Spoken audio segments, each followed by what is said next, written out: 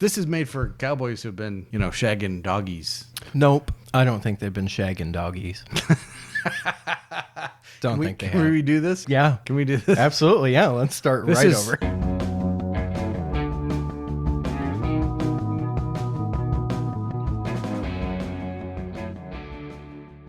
Welcome back to Bourbon and Bond with the Boys. I'm Nick. I'm Dave. And this week we're back with the man with the golden gun.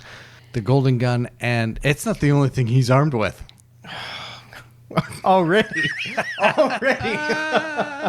Yeah. We're going to have some fun with the identifying feature of the man with the golden gun. Yeah. So stay tuned for that. We'll tell you just how to pick them out in a crowd. Oh, yeah. It's Yeah. easy to.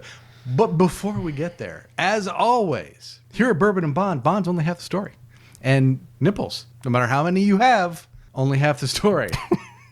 So I got to be honest with you. We've selected something that I think was a good choice, and I'm a little nervous. We've had things before that were new, and they went well, and we've had things before that were new that did not go well. But for this movie, we've selected Charles Goodnight, Texas Straight Bourbon.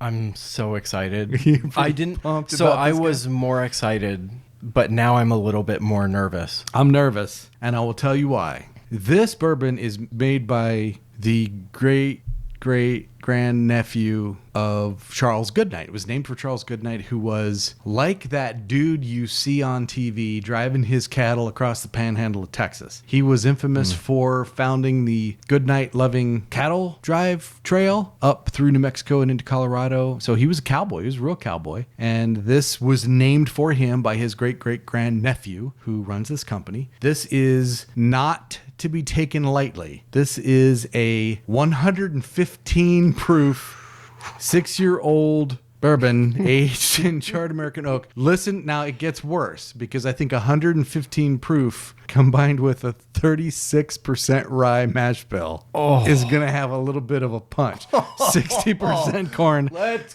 go. 36% rye, 4% barley. This is normally they'd call this a high rye. I'm calling this an extremely high rye, and we both might be extremely high in not very many minutes. In the words of one of my buddies.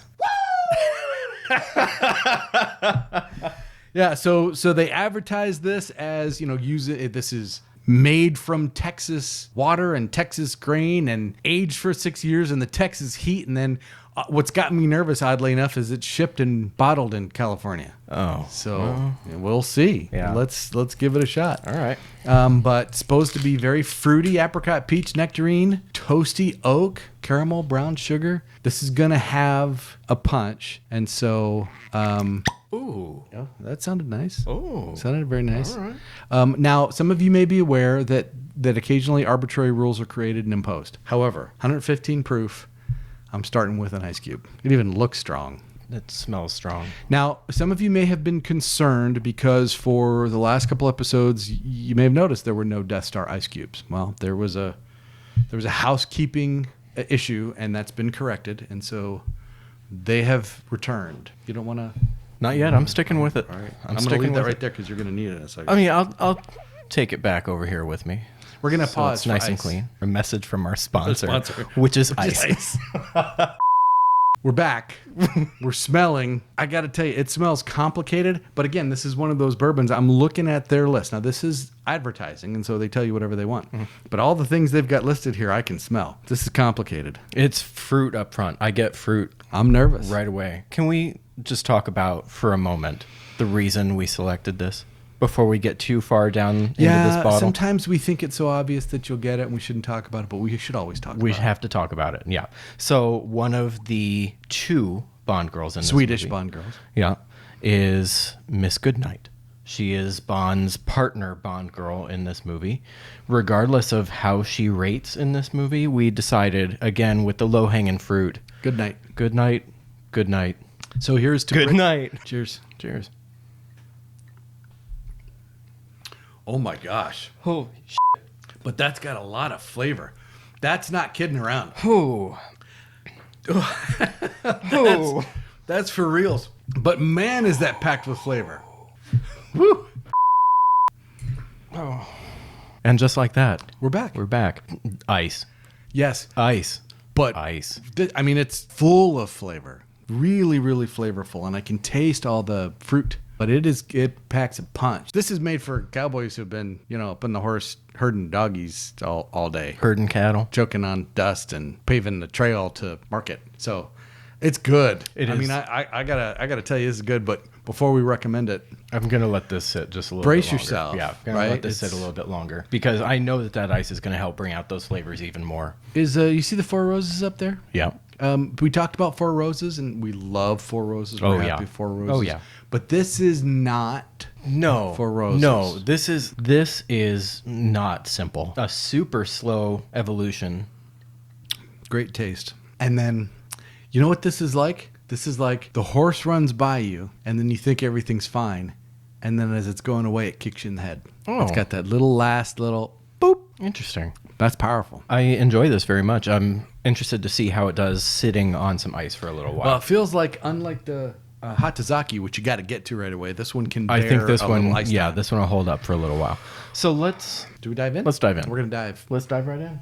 Starting with the plot for The Man with the Golden Gun. Man with the Golden Gun. So, Man with the Golden Gun. This is 1974, released in December. I was 8. That was a hell of a year, man. So we've got Roger Moore back for his second turn as Bond, Bernard Lee, Desmond Llewellyn, and Lois Maxwell. They have made a Roger Moore-esque decision to banish Felix Leiter to oblivion. He will not appear again as long as Roger Moore's in the damn movie. For his He's movies, done. they made that choice. Yeah, we won't see him again for a Interesting. while. I didn't realize that it was his movies. We won't see him until Timothy Dalton. Interesting. The villain is Scaramanga, played by the great Christopher Lee. He's fantastic. And the henchman, I just can't say it out loud, we'll talk about later. And then a pair of Swedish Bond girls. Let's jump into the plot. Okay. So there are two plots here. We have the main plot that we're following where the top hitman in the world wants to fight James Bond. He wants that one-on-one contest. He wants to go up against the best of the best. He wants him, like he says, to be the trophy on his mantle. May I interrupt you? Sure. I apologize for this, That's but okay. you just made me think there might be 3 levels of plot. I was just thinking that Were too. you? As I, Because as Bond sets out, all he thinks is this hitman There's a hit is on him. coming for him, and the only thing he can do is find him first. And Then we realize that the hitman's side piece is trying to escape him, and that's how Bond actually discovers this whole deal going on. Yeah. So we'll get more into that as we dive into Bond Girls. But for now, I think you're right that there are three he levels here discovers as he goes, right? Which makes it a little more complex, makes it a little better. Yeah, agreed. So as we are preparing for this big one-on-one fight, this mano-a-mano battle, we also discover that Scaramanga has taken over High Fat's business, his energy business, and he's holding the technology ransom basically and offering it to the highest bidder on his special island, and then whoever pays him millions and millions of dollars can take that technology and build it for themselves, or the oil sheiks can pay him to never release this solar energy to the world, and they will just have a monopoly on energy. Yeah, and for those of you who don't remember 1974, we were in the middle of an energy crisis, right? And actually, there are multiple moments in this movie where someone is preaching at us about the energy crisis. Right. I thought that was an interesting choice on Eon's part to actually take a side and preach a sermon on energy. Not having lived through that time, I don't pick up on that the way maybe someone else did. For me, that preaching is just M talking. I didn't pick up on it. Yeah. And until the rewatch, when you had already mentioned it, I didn't pick up on, we're eventually going to run out of gas and coal. And this solar thing is the only way to go. This is too expensive, and that won't work, and it's too dangerous to do nuclear power, and we have to do solar. It's the only thing, and solar it's is the only way. It's the only way. It was So we interesting have to that piece going on, and then Miss Anders is trying to escape from Scaramanga. She realizes that he's a piece of garbage, but he's terrifying and he's the best of the best. And wherever she goes to escape, he will find her and kill her. So that's another piece of the plot, too. And we'll talk a little bit about why he's so terrifying in a little bit. Yeah. Well, it's because of the third nip. The supernumerary. The supernumerary memory. We'll get there. I think the plot is at a solid 8. I think it is too. It's good. It's good. And we just realized there's that whole other level that we didn't even discuss yesterday. Yeah. It's layered. I think it's well thought out. It's not terribly far-fetched, I don't think. There are some that we have to suspend disbelief, and I think an 8 out of 10 is more than fair. Yeah, it's a good plot, and I have some issues with the movie. I think you have some issues with the movie, but it's not the plot. Not in the plot. No, I think 8 out of 10 is valid, and it's good. It's a good one. Yeah. Bond. I think he's really good in this one. I think he's really, really good in this one. I know you have an irrational hatred for Roger Moore, but I think he's really good in this one. He's still young enough to look like he could possibly play James Bond. He is not looking like a decrepit piece of shit yet. However, this is going to come up several times in this video. Being fair to Roger Moore, I don't think a lot of my irrational hatred for Roger Moore is his fault. You brought this up to me yesterday.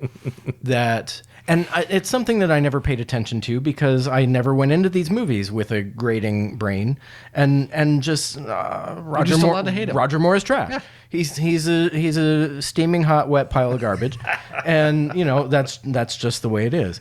And what you said to me yesterday about this just being written into the movie and them writing this for him and him just being true to the writing, it's not his fault. It's like some of it's not. It's like George Lazenby, and just hating on the dumpster fire because of George Lazenby. It's not the case. That cannot be possible. Yep. And kind of reevaluating my deep-rooted hatred of this decrepit old man, I think maybe you were right that some of this is not his fault. Yeah. I'm still not going to be as generous to him as you are. Which is okay. We meet in the middle somewhere. I'm making big moves. Okay. Big boy moves over here. Okay. So, two things that I wanted to bring up about Bond. The first one is in his first encounter with Andrea Anders, a.k.a. the luscious Maud Adams. Boy, he's ruthless with her. Yes. Right? He's very Bond about, there's stuff you got to tell me, and I need to know it, and you're going to tell me, and I'm going to make you tell me. And he's rough with her. In a Bond fashion. It starts immediately. Yeah. It starts with the let me see if I can use sex. Right. Let's try that first. Why not try that first? It's worked before. It has worked before. It worked with the Virgin in the last one. Why not soil this one too? Piece of shit. But he does not wait long. He does not wait long. So as soon as Maud comes out with her shower pistol, love it. Then he changes tactics, and now it's I'll break her arm if I have to. Yeah. He puts her down on the bed, smacks her once, puts her on the bed in the arm lock, and he now has other plans for the bed instead of his first intention. Right. So yeah, I did like that. Now look, we don't hit girls. Right? We don't hit girls. This is fiction. And I'll make you this exception. If you are licensed to kill by the British government and the entire world's safety depends on you solving your crime, then we're willing to talk about a possible exception for you. But for the rest of us, don't hit girls.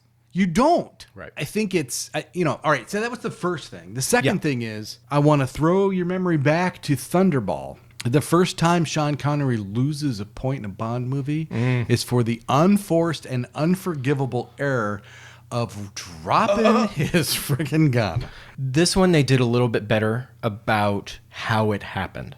So with Sean Connery, he just jumped onto the roof and there it goes. This one, Bond decides he's going to Mexican carry his PPK. Because he doesn't have a holster on? I don't know. I don't know. I thought he started with a holster. I thought he got out of his plane with a holster. I don't know.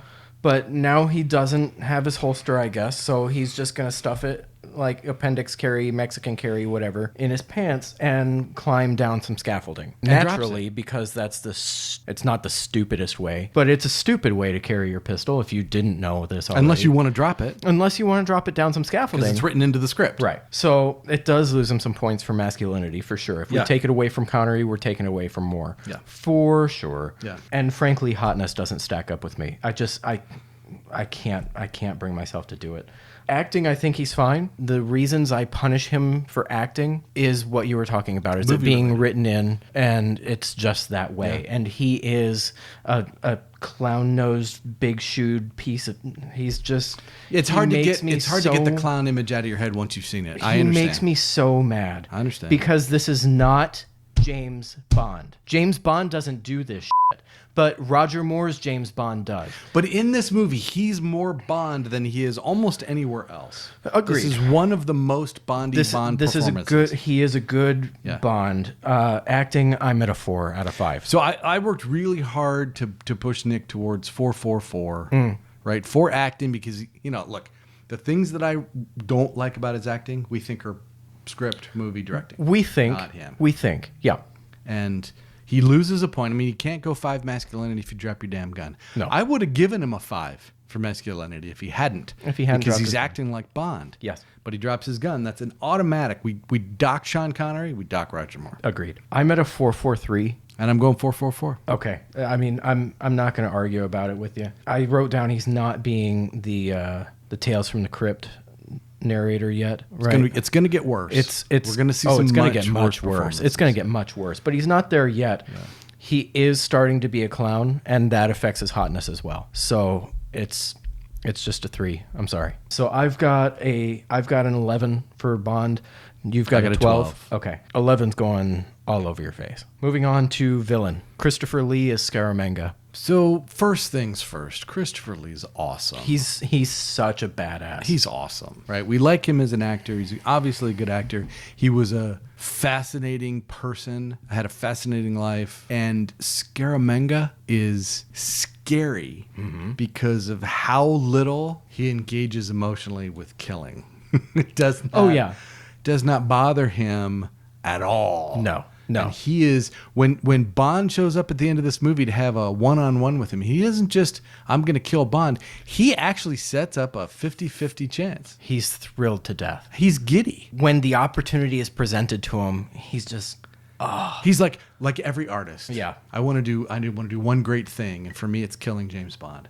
But he can't murder James Bond. It's got to be mano a mano, or it's not art. He's just scary. Yeah. He's just super scary. Yeah. When he kills Miss Anders. Oh, just cold. He kills her in the boxing arena, and you can see, Bond doesn't notice it right up front, but we see later that she's been shot through the chest in this tiny little sliver of her blouse or her jacket or whatever it is.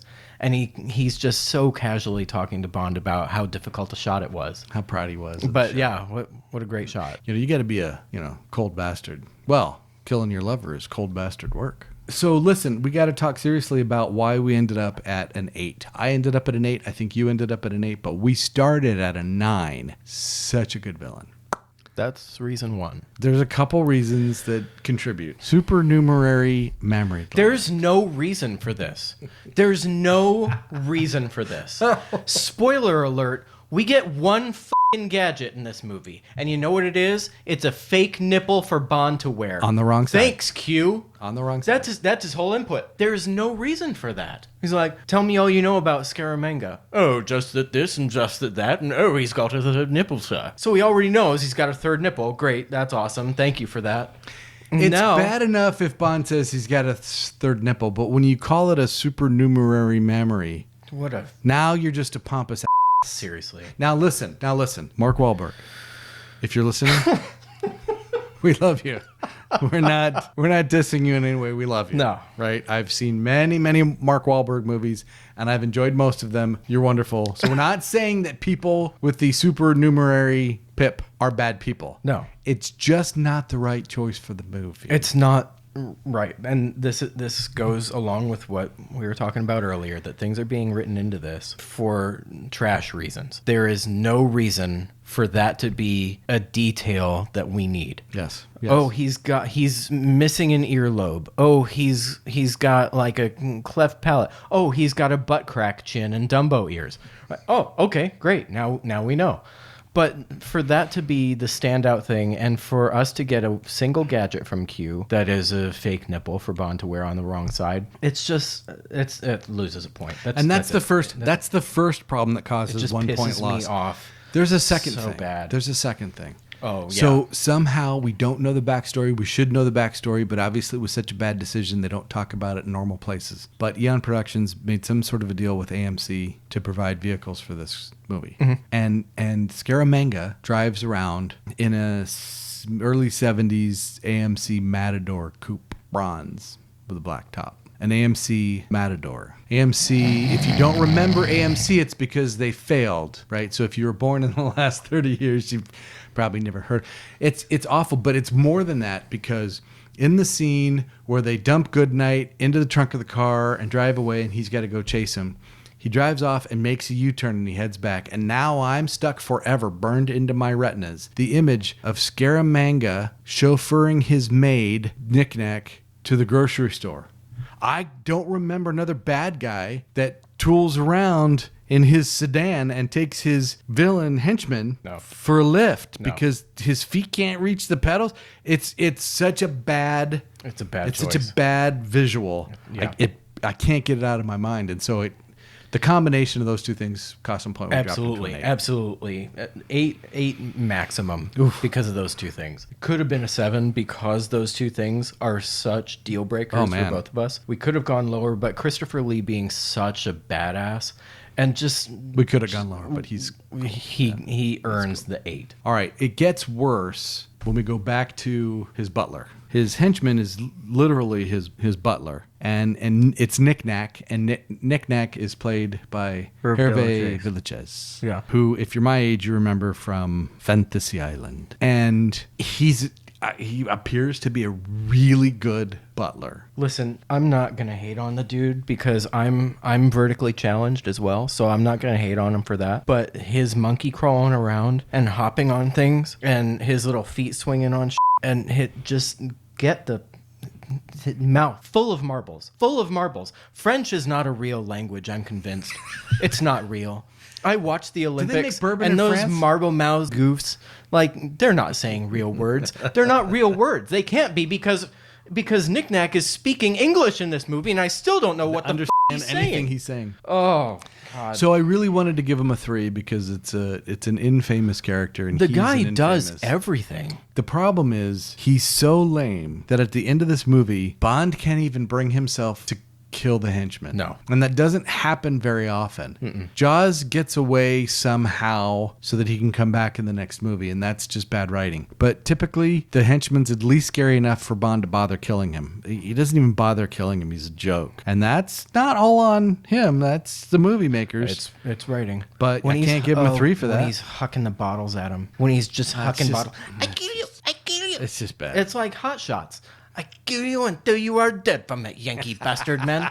Like, I can't get that out of my brain. The little shit up on the bar just hucking bottles at Bond like he's going to do something. And then he gets captured in the suitcase. It's just bad. And then hung up in the crow's nest. It's just, he's not worth killing. Come on. So we're talking about many things here. We're only at the 4th category. By the time we get to the end, we're going to explain the thing that ties all this together. It took me a while to wrap my mind around this and put it into words, but we're getting there. But keep all these things in your mind. As you see them yourself, you're like, yeah, that's a little comical, isn't it? Yep. Yeah, it is. Sure is. Henchman's a 2. Yeah, Henchman's a 2. 2 out of 5. There's just no way to give him a 3rd point. No, there's not. All right. For Bond girls, we had 2 Bond girls in this movie with some fair to Midland perif. So the first of the 2 is Maud, Miss Anders, played by the lovely Maud Adams. Yeah. It's hard to believe that she doesn't get 3 5s, but she doesn't. It's close, but she doesn't. And there are a couple reasons. There are, but she's wonderful. It's sort of like, she's kind of like Shirley Bassey, right? Shirley Bassey had an iconic voice that fit with the Bond songs so much so that they brought her back 3 times. She did 3 Bond songs. There are primary Bond girls. There's a Bond girl that's kind of the main Bond girl, and then there's some peripheral Bond girls, and then there's peripheral babeness. But you can usually identify which Bond girl is the main Bond girl. And Maud Adams is the main Bond girl twice. Yeah. They brought her back again because she's good. She's amazing. She's good. Her acting is really good, but she's killed early in the movie, and she's not in the entire last half of the movie. And it's hard to give her a 5 for acting when you just don't get to see her act that much. I don't think that's fair. It was pretty. It was pretty deep towards in the middle. 2/3 maybe. She's least, absent from a lot of the movie, and from that point forward, we're stuck with Britt Eklund. And Britt Eklund looks nice in a photograph, but she spends a good part of the end of this movie in a very tiny bikini, and all I could think about was getting her a sandwich. Well, she just looked hungry to me. I think Maud being absent and leaving us alone with Britt's acting should cost Maud a point too. So she had anything to do with it. Yeah, she's a 4 out of 5 for acting. She was good. Yeah. There are other actresses that in a still photograph might look better than her, but when she's moving and acting and interacting with other characters, everything about her was cool and sexy. Yeah, agreed. Love Maud Adams. 4 out of 5 for acting. Hotness, I can't give her below a 5. She's great. Hotness for Maud Adams. How do you say, oh no, not a 5? Dave might say it. I'm not gonna. No, say she's it. great. Character. We started off a little lower than I hoped, and then as we did the rewatch and realized, wait a second, Miss Anders is the one who sent the bullet initially. An SOS to Bond, save me. It was a call for help for him to come get her and help her escape from Scaramanga. And Bond, by the way, Bond's the only one who gets that. All the bureaucrats in the room are like, no, he's trying to get in your head. And Bond's like, nobody gets in my head. This doesn't make sense for it to come from Scaramanga. He's the only one that saw something must be up, right? Yeah. Even then. So I felt that little bit more development helped her with character, and I put her at a 4 for character. Yeah, she's not all the way there, like we said Diana Rigg was, but she's significantly better than some others. She's awful good. So I've got her at a 4.54 for Miss Anders. Yep. Britt Eklund as Miss Goodnight. Speaking of Goodnight. Goodnight. Very pretty, but she needs a sandwich. I don't find her particularly attractive. And it could just be that she couldn't act her way out of a sopping wet paper bag. I think they were counting on the bikini doing some of that work. The bikini did a bit, and that's why I got her a 2 for acting. But she can't act to save her life. I don't know what was going on here. I don't know if it's a, not language barrier, but an accent kind of issue where she's trying to correct her dialect. But maybe a little bit. It just wasn't there for me. She's a 2 out of 5 for acting. Yeah. Hotness nowhere approaches Maud Adams. I had her at a 3. I think she's a 4 if she's in the movie by herself. But once you see her up against somebody who's really good, it diminishes. Yeah. Right? So yeah. Maud's a 5. She's a 3. Okay, perfect. And then for character, we don't know.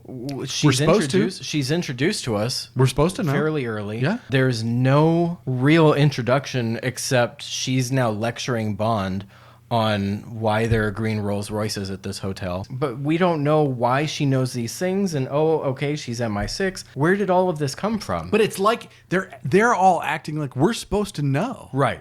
He on her pretty much throughout the movie for being useless, and she is completely useless. She's the absolute worst. She is a nightmare partner. She's one of those people, when she bends over and just hits the button with her ass. Oh my God. Come on. Okay, but that's making a joke out of a serious situation, which we're going to deal with in a little bit. We will, but that still comes out of character. Because she's just falling into trunks and I think we've stopped. Pries open the trunk. Puts him in danger multiple times. Yeah, it's just, she's not a good partner to have. No. She's not a good agent. So I've got her at a 2.32. Yeah, it just is true. Now we have some perif to deal with. So we're going to start at the bottom of this list. The least appealing of all is the belly dancer in Beirut, Saida. Right. Yeah. This is Carmen de Sotoy. Great body, great dancer. She probably shouldn't smile as much. Bring some carrots. A little bit scary, but great belly dancing. I've lost my charm. Not from where I'm standing. And then again, Wei Wei Wong plays the bartender at the Bottoms Up Club. She's in that round bar and she's on her knees and completely topless in her undies, and it's worthwhile. But the real payoff here is Francois Terry, who, if you look at her credits on IMDb, she was in The Man with the Golden Gun, naked in a swimming pool. And I don't think actually credited in the film. So God bless her. And I think her alone can contribute 0.6 of a point. Yeah. There's enough peripheral babeness here. I think we advocate for one full roundup. So going from 10 to 11. Yes. Okay. Just because of the perif. Perif. Yeah. And Maud.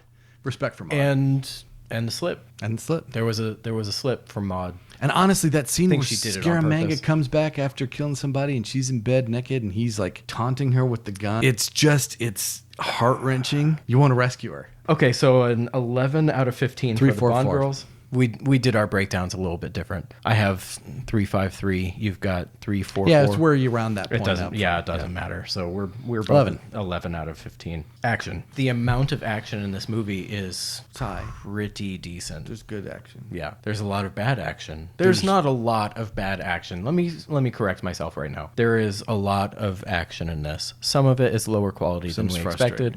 Some of it is a little bit frustrating, but a lot.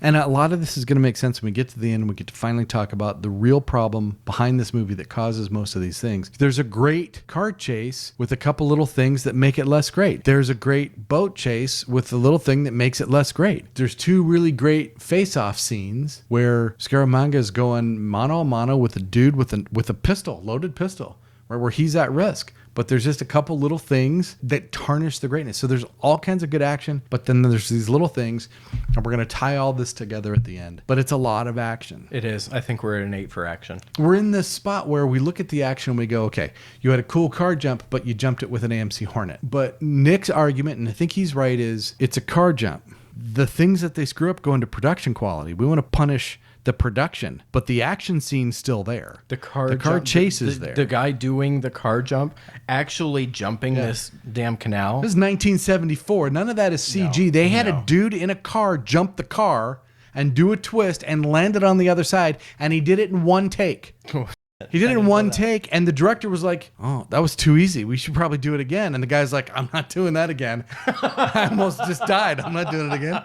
Right? But I mean, these stunts were real stunts. Real dudes had to do them. And so you look at the stunt and go, oh man, nobody could really do that. No, they did it right. for the movie. So we're going to punish production quality for the things about it we didn't like, but there's a lot of action, and that's why we went 8. Action's an 8. Yeah, we both went there. Okay. Going to the big 4, we've got M.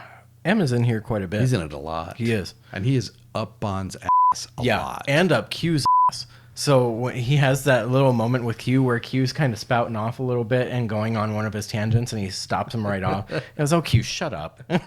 Knock it off.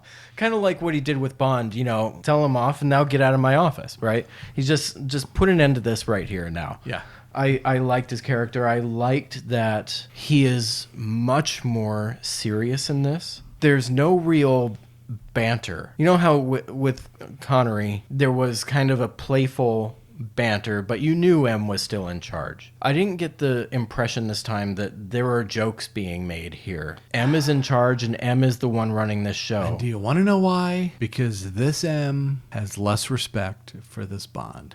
And we're going to summarize this all for you at the end. So M, I've got it at a 5. Yes. I think he's in here enough, and I liked his character. So we've got him at a 5. Q, I feel bad. This is shameful. I This feel is just bad. shameful. They should be absolutely 100% ashamed of this, and I hope they are. Q shows up in this movie because Q did not show up in the last movie. And when Q did not show up in the last movie, all of the Bond fans raised an absolute fit over the fact that they left Q out. And they realized, oh, we better write Q back in, but we still don't want any gadgets. I don't understand it either. Okay. The consequence of all this is Q shows up, but he isn't Q, right? So the Q that we get in this movie isn't the quartermaster. He's just another friggin' bureaucrat that sits at the table with the other bureaucrats. He actually shows up on location in the secret base in the capsized boat. in that ship, yeah. And he's not there to be Q. He's just there to... The only time we see Q in his lab is when Bond goes in with the bullet, but somehow suddenly Q's not capable of analyzing the bullet, so he has to bring someone else in to analyze the damn bullet? I wanted to give Q 2 points just because we have such respect for Desmond Llewellyn. We love him, and he's awesome, and they screwed the pooch, but he gets him 2 points just because he's cool. Yeah, I mean, they have boring interaction. He shows up twice, and they're both just... I hate it. Yeah, this one Talk about a tragedy. I'm starting to get sad. I am too. We talked last time. I'm not sure if it was last episode or when it was. I don't know when Diamonds was. What was the Holy shit. Diamonds? Did we record Diamonds Are Forever? I think we did Diamonds. What did we talk I must about? have slept through it. We talked about having Lois Maxwell and not using Lois Maxwell. In this one, when we see Lois Maxwell, when we see Moneypenny for the one scene that we get her for in this movie, your first impression is, oh, wow, she's aging. She's getting old. And she had the one scene and then she's gone. Never see her again through the whole movie. It's such an unfortunate thing. That's bad. To have such a talented actress and to have her stick with the franchise. And maybe it's because that she was aging. I don't know. You've got the approaching antique himself up on screen as a main character. Yeah, listen, I don't know what conversations were had behind the scenes, but No. because of the way things shook out in the end, it really looks like she was sticking around as long as Roger did. Yeah. 'Cause she retired when he did. But maybe she should have just said, this was fun, but maybe I got to move on. Yeah, she's got to be a 1. She was forgettable. She was not used to her full potential. And you realize that she is starting to not be the Moneypenny that we know and love anymore. Yeah. It's a 1. I'm Yeah. sorry. So that brings us to an 8 out of 20 for the Big Four. Because Felix is 0. Philosophically not included from this point forward. He makes an appearance in Live and Let Die, will not appear again until we see Timothy Dalton. I don't know why. Stupid. Because they're stupid. Stupid. Because they're stupid. That sucks. All right, so credits montage. First, we've got the song. I did not realize what do you call it? Irrational. Irrational My hatred. hatred of Lulu's song is rational. I didn't. This is Lulu I singing the didn't think it theme was that song, bad. and it sucks balls. Wow. Oh, it's bad, and it comes in like a wrecking ball, right? Yeah. We've talked about those moments before where the movie slides into the credits and the song brings us smoothly into it. This does not do that. It just all of a sudden she's there screeching at you, and oh my gosh, this is tough for me to sit through. I hate the song. I had the song at a 2. I didn't hate it as much as you did. Then I looked at some of the other songs that I've rated poorly, and I thought this one was better than some of them, but still, I'm not going to argue over it. I think you're at a 1. I'm at a 1, 2. you're at a 2. It's a bad song. And so we're just going to make this quick and simple. I'm at a 2, Dave's at a 1 for song. For visuals, I'm at a 6, Dave's at a 7. We both came out with the same scores, and neither of us figured, well, I really want to fight for you on this one. An 8's an 8. We don't care. An 8 is we an don't 8. care. This is not worth fighting for. The visuals were slightly above average. There were a couple of silhouettes. There were a couple of water ripple obscure. I think it's naked Chew Me. I bodies. think they took that effect from Chew Me and they put it into the credits montage. Could have. There were a few points there to be had, but I'm not fighting you. It's not worth. No. We're an 8. We're both at an 8. Yeah, Bondness. Bondness. Booze, I know you're not happy with me on it. We have champagne with Maud that he brings into the room. Random with him. champagne. You don't know Random what it is. champagne, understood. We've got the Foo Yuck wine or champagne or whatever it is. that Made we up have at champagne. dinner. And then we get Knick Knack bringing Bond, Dom Perignon. I think it's a 64. I think it's... He says it in French. Yeah, he says I whatever think it's a year it is. 64. So we do But have Bond Dom, prefers the 57. whatever. And then he's drinking wine at lunch. Which kind? Unnamed. So we have Dom, a fake champagne, and 2 unnamed drinks. I'm sorry, 3 unnamed drinks. He's drinking something at the cabaret. That we don't get in to see Beirut. him order, so we don't know what it is. So we don't know what it is. I'm arguing for a 3 on this. Dave is arguing for a 2 on this. I'm arguing that if all those other things, if all the unnames were left alone, if you did nothing to them and included the martini, the vodka martini, shaken not stirred, if you included that with everything else in this, we're at a 5. We don't have the martini. We do have Dom Perignon, and we have 3 other unnames, whatever. Right. I'm at a 3. It's so hard for me to see anything below a 3 for booze. And you're at a 2. Did you have a come to senses moment, or Add anything to the... No, I can't add anything to that discussion. It is what it is, right? it's going to be a 3 we can name one of the all things he's over drinking. his face? Quotability. I'll let you get into it. I don't particularly care for the quotes that are in this. They're all over the place. It's hard to argue. That's the problem with this, is that there are a lot of good quotes. They're just mixed in with a lot of nonsense, right? And again, we're going to talk about this in just a minute. But he has some good ones. I mentioned the I just lost my charm, not from where I'm standing. That's decent. When he first meets Andrea, and he picks up the cigarette pack that we all already know contains the bullets, the golden bullets for Scaramanga. He picks it up and goes, "Oh, I can see why these have a government warning." I thought it was really funny when he's trying to get Andrea to describe Scaramanga so we can identify him. She says, "He's tall, slim, and dark." And without missing a beat, he says, "So's my aunt." That's pretty good, right? And then at lunch, when they're at lunch with Scaramanga, and he's obviously crazy, he's telling him this is how we're gonna do this, and he says something about somebody did this, so I did that, and he goes, "An eye for an eye, nut." See, you want to laugh. You just want to laugh because that was good. And then my favorite is, as much as I hate Sergeant Pepper, before he does the bridge jump, he calls him boy. That was hilarious. They bring J.W. Pepper back just to be racist to another race. Another whole... Like, let's just alienate as many people Pointy as possible. heads? If you pointy heads will get out of your pajamas, you won't be late for work. Oh, holy shit, So dude. bad. And just happens to be on vacation in Thailand when we need him to be. He sucks. It's bad. He sucks. I wrote when we first saw it, when we first watched the movie, I wrote in, it was completely unnecessary, but it was kind of funny. Doing the rewatch, it was hard to sit through. It was hard to sit through it. That he's there. That he's even Because in the first time I saw it, it's like, oh, they brought his ass back. That's hilarious. And then, like, you're not really paying attention to what he's saying, and then you just hear him just being the biggest racist piece of shit.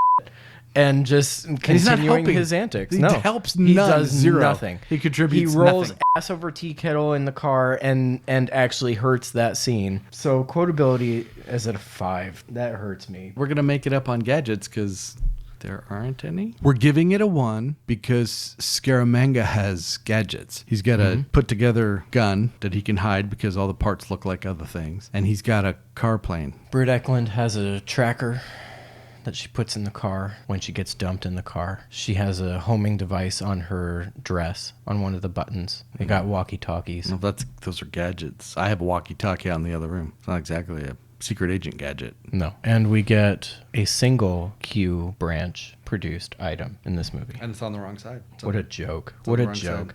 We had to give it 1. A supernumerary. We had to give it 1. It's so stupid. It's like Peter Hunt's ghost came back and whispered to Guy Hamilton. Here's a stupid idea. Do this. Hey, one dumbass to another. Let's talk this out. I didn't read the book, but I'm No. guessing that the supernumerary memory is in the book. Well, then it's Ian Fleming's fault. It's some of it. But again, a book is one thing, a movie is something different, and a movie series is definitely something different. So they had choices and they made bad ones. Locations pisses me off because It's good. It's as good as it can do. We've got Macau, Bangkok, Beirut, Hong Kong, Chinese islands, Fuck it. UK. During fuck it a lot. Before fuck it was a thing. Sorry, I like pronouncing it that way. Yeah. So we all know Phuket, Thailand as a major tourist destination. It's beautiful. Is it really not called Phuket? I thought. Most people pronounce it Phuket. Okay. If you listen to watch some of the documentaries about the making of, in 1974 it was not. No. And Bond contributed to it becoming a tourist destination. Some folks refer to the islands around there as the Bond Islands. Do they really? Yeah, at the time they're staying in awful conditions. And remember, one of the things that everybody who worked on a Bond movie talked about was Cubby Broccoli was good to his folks. He lavished the staff and the cast, took care of them while they were on set. And so they're, people who are working on Bond movies are accustomed to being treated, and they go to this place to film those scenes, and it's ridiculous out there. They took over a brothel and people are sleeping in this. It was bad. But it becomes this great. So the locations are awesome. They're beautiful. Yep. They're amazing places. So locations 5 out of 5, and here we go again. Goose egg. Nothing for the car. There's no car. There is a car. It should lose points. It for the should Hornet. lose points for the Hornet, but The 74 AMC Sunbeam Hornet. Alpine Series 2 didn't lose points. So the AMC Hornet. Sunbeam Alpine Series 2 is a way better option. No, it's not. I'm going to tell you multiple reasons. Reason number one, it's a better option. It's English. So what? What does that have to do with anything? It's Bond. That should be driving an AMC. It was at least a little blue convertible roadster. Yeah. Right? I mean, oh my God. This is a piece of shit. 0 for the car. That puts us at a 14 out of 25 for Bondness. I have 35150. Who wants to go first here with production quality? You or me? Let me try. Okay. The one word that I can come up for this movie is disappointed. And the reason I say that is because they've got a very, very good movie on their hands. They just make a few bad decisions or one overarching decision, and I think I've kind of figured out what that decision was, and it affects everything in the movie. On Her Majesty's Secret Service was a bad movie. Diamonds Are Forever so boring we can't even remember talking about it. No. But this movie has all the makings of a very good movie. The problem is, I believe, that the movie doesn't take itself seriously. This is a Bond movie. And it can have humor and it can have fun stuff, but whatever else it is, it's a spy thriller, and it has to take itself seriously enough that it can pull that off. And so I want to make my point with the bridge jump scene, right? Bridge jump is a great stunt. They pull the stunt off. It looks great on the screen. But there's three things about the bridge stunt that make this a microcosm for this whole damn movie. The first thing is there isn't any way to get away from the fact that they play a goofy cartoon sound effect when the car is going over the canal. So it stops being a cool and very dangerous stunt. And James Bond just did a Dukes of Hazzard jump over a canal. It's goofy and it's comical because they do this whoop kind of weird cartoon sound effect, and it doesn't make any sense. I can't make any sense out of it. And why are they trying to make it a joke instead of accentuating how freaking cool that stunt was? And so that's the first problem. Second problem is he's doing that stunt in an AMC Hornet. Of all the cars that he could be driving, right? We want to see him in an Aston Martin, but maybe he's not an Aston Martin. Of all the international flavored cars that he could have while on vacation in Thailand, Sergeant Pepper has gone to a dealership to look at buying an AMC Hornet in Thailand. And Bond steals the car from the dealership with Pepper in the car. I mean, that's got a joke written all over it. And then finally, the idea of Scaramanga driving his own car and chauffeuring his henchmen around, and the car he's chauffeuring them in is an AMC Matador coupe. So that whole scene is kind of a microcosm for the movie, the fact that they just didn't take themselves seriously. This is a very good movie they have, and they kind of diminish the seriousness of it. They diminish the drama of it. They even diminish the humor of it by making it into a joke. That came up in one of the behind the scenes features that, they have Hip's nieces fighting the guys from the karate school. Bond says, "Oh, stay behind me and I'll take care of this." And then the two girls kind of step forward and they fight the rest of the karate school students. The featurette that was playing said that they were Taekwondo champions, and quote, "But the scene was put into the movie for a laugh." That's it right there. That's exactly what you were saying. That attitude permeates the entire film. There's no reason for that to be a joke. No. You make that a serious moment that, oh, these women are actually pretty badass fighters. And the choreography of that fight was awesome. It looked good. As opposed to so many other fight scenes that we've seen, this one was choreographed well. It was done at speed, and they worked it to a point where they were capable of doing it without anybody getting hurt. And they had this hand-to-hand combat, these two Taekwondo champions going up against these other dudes. And it had the potential to be an excellent scene that was full of intrigue and wow factor and all this kind of stuff. But no, we included it in the film for a laugh. There's a scene in Big Trouble in Little China when they're storming the prison. They get to the lair. They get to the part of the lair where they've got all the girls locked up, and there's two women guarding it, and they're going to go in there and the women are badasses. That fight scene is way better than this, and that movie's a comedy. Right. That was a way better fight scene. Absolutely. There's, I go back to that scene with Andrea, Maud Adams is in bed. He comes back from killing somebody, and you can see, she's really using her expressions and not words to kind of get us to understand she's terrified of this man. Mm-hmm. And she's stuck, and that's why she's reached out to Bond to maybe get her out of there before she's dead. That moment is not a joke. There's nothing about that moment's a joke, and so the movie that surrounds it should not be a joke. It's just, they've got such a good movie on their hands. This could have scored up with Thunderball and Twice, and it just doesn't because it's a joke most of the time. They're not taking themselves seriously, and it's not any one decision. It's the feeling that permeates the whole movie start to finish.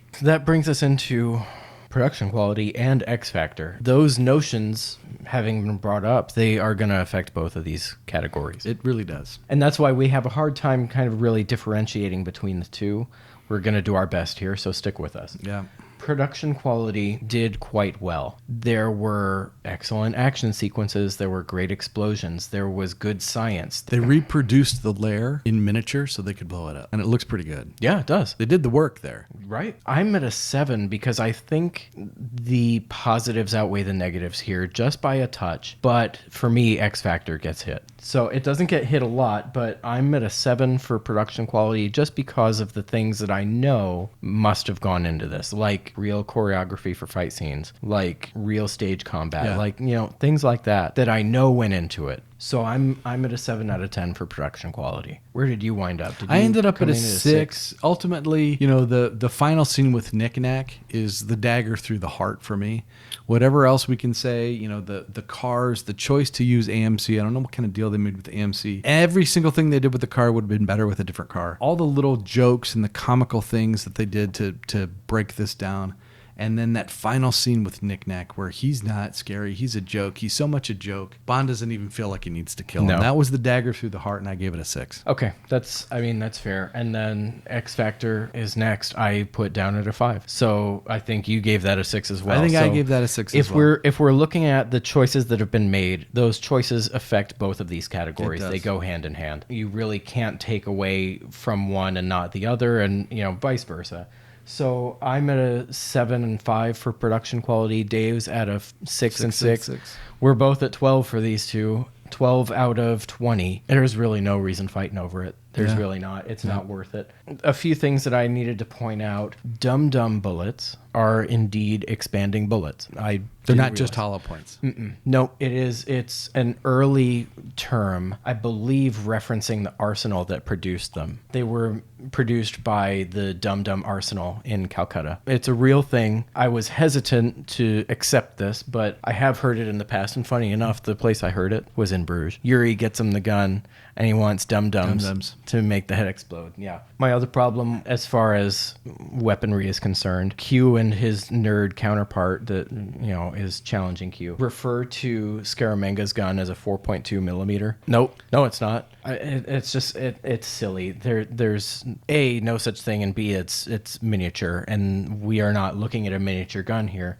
We're looking at what looks like a bottlenecked pistol cartridge. Whatever it is, it's not a 4.2 millimeter gun. That was silly. That was a goof. Bond makes the comment when they're at Scaramanga's island. Now we get the duel, the pistol duel. And Bond says to Scaramanga, what, my PPK against your golden my gun against your... Yeah, my 6 rounds versus your 1. Well, the PPK holds 7 plus 1, and Bond just... Either it's a goof, whatever. He's carrying it for who knows? What, who knows? 8 movies now. So we screwed up there. Knick Knack putting the knife in his mouth. Blade side up. That was terrible. The other horrific thing that came from this movie is Bond fighting sumo wrestlers in Grizzly Land and just grabbing a double handful of cheek. That's how he's going to fight sumos. He's going to just grab a handful of that sumo cheek and just squeeze that sumo cheek.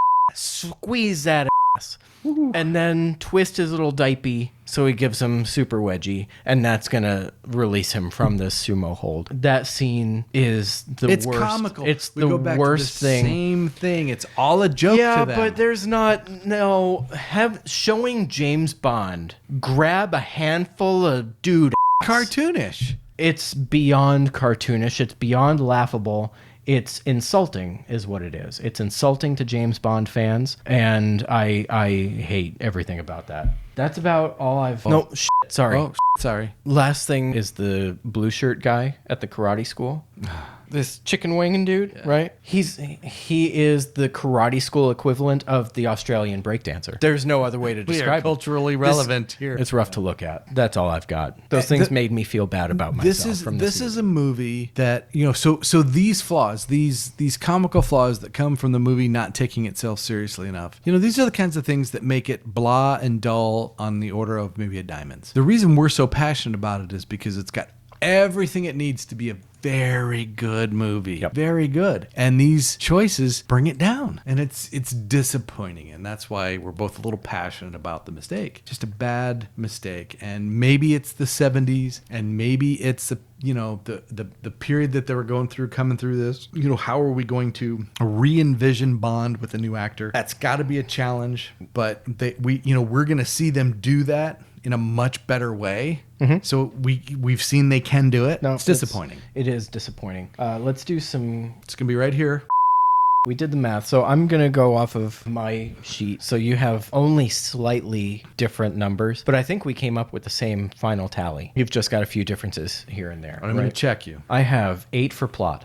Yep. 11 for Bond. Yes. 8 for villain. Yes. 2 for henchman. Yep. 11 for Bond girls. Yep. 8 for action. Yes. 8 for Big Four. Yes. 8 for credits montage. Yeah. 14 for Bondness. Yep. 7 for production quality, and 5 for X Factor. 12 for the combo. So that gives us a 90. It's 90. 90 points. Yeah. I think you were different in Bond. It's different in 2 places, one higher, one lower. Yeah. Still comes out to a 90. Exactly. I got the same final and both number. of us are so disappointed it's not worth the energy to fight each other on it. Yeah. It's a 90 out of 150. It's 60% even. It's not a terrible score. It's just a movie that should have been It should have been better. 18, 19, 20 points higher. This should have been triple digits. Yeah. It had Easily. everything it needed to be triple digits, and They just made one bad choice. couldn't pull their heads out. Yeah. You just got to grab your ears and give a good pull. Wait till you hear the pop, then your head's out of your ass. So let's do a quick little check-in on Goodnight. It's good. I would highly recommend it with a warning, right? This is powerful stuff. And so, if you're looking for something a little complicated with a lot of flavor and a big bag of knuckles, this is a great bourbon. It's got Texas written all over it. Mm-hmm. So I'd recommend that. Mm-hmm. If it's a little bit too powerful for you, Four Roses makes a good bourbon that's much kinder to you. This is absolutely not a mixing bourbon. This is a sipping bourbon. And when I think bourbons, this isn't what I picture. But if someone brought this out for bourbon night and said, hey, let's put this in the mix, I'd be all right with that. I'd be fine with it. Yeah. Bring that It's like you said, it's complex, long-lasting flavors, long-lasting evolution, and kinder to you at 115 than I expected. Yeah, okay. Is that a fair point? Yeah. Widow Jane 93 proof. Okay. Widow Jane is She's fighting back. she's a kick to the guts. Yeah. This initially neat is a kick to the guts, and it starts being much nicer to you much quicker than Widow Jane does. Yeah. So I was pretty surprised by that. I expected much worse, but I love the different flavors that go into this. I think it's a fantastic product. So Yeah, we'd recommend that. Goodnight Bourbon. We love you. Yeah, that was... How much do you love us? Yeah, right? It's right here. We have to say it. I mean, there's no chance we don't say it. So there are things we've not liked. One of them we went into knowing we're not going to like, and one of them we discovered along the way. But we've been pretty lucky so far. Last night when we were discussing today's filming, we discussed, okay, we have Goodnight Bourbon for Miss Goodnight. We just didn't like Miss Goodnight very much. And we thought, man, do we need another? Nick had an excellent I idea. had a great idea for getting a bottle of Elmer T. Lee for Christopher Lee. Couldn't pull that together fast enough. But you know what? I'm glad that we stuck with it. It's a good bourbon. Yeah, I'm It's a glad good we bourbon. stuck with it. I'm glad we tried something new. Yeah, it's good. I'm And- not disappointed at No. all. We Okay. should finish that before my wife pries the emblem off and puts it on her saddle. I mean, yeah. That's going to happen. She can't do it while we're filming. What do we have next? So I'm sad to say that I think the disappointments aren't done. I think we have Spy Who Loved Me up next, and I think there's going to be a little bit of disappointment to accompany that one. We're marching down a road to seeing Roger Moore starting to tickle the pink underbelly. Tinkling something. Starting to tickle the. Tinkling. He is starting to tickle the pink underbelly of being too old to be James Bond, right? And so, I think he's not going to give us the heebie-jeebies in Spy Who Loved Me, but they're going to disappoint us a little bit on that one too. Yeah. And we're going to have an interesting pairing. It's here. It's here if you want to think it through and get 60 bonus points that have no value. That's right. You're welcome to have arbitrary points that mean absolutely nothing. Yep. Until then, I'm Nick. I'm Dave. Cheers. Cheers. Yeah, Yeah, that's it right there. You got it.